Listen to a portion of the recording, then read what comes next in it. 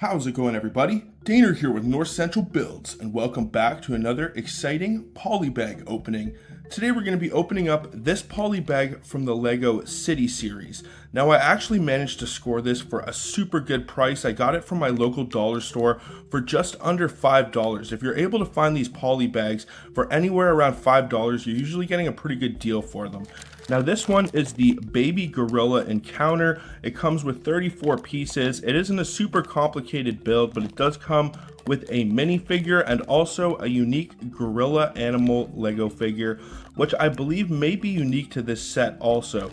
So it may be a good set to pick up if you want to get yourself one of these gorilla minifigures.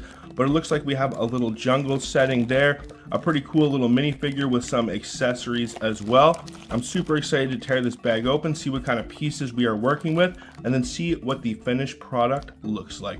But before I can tear this bad boy open, I would really appreciate if you guys would smash that thumbs up, subscribe if you're new, and also ring that bell notification so you can follow along with our new content as it is being released.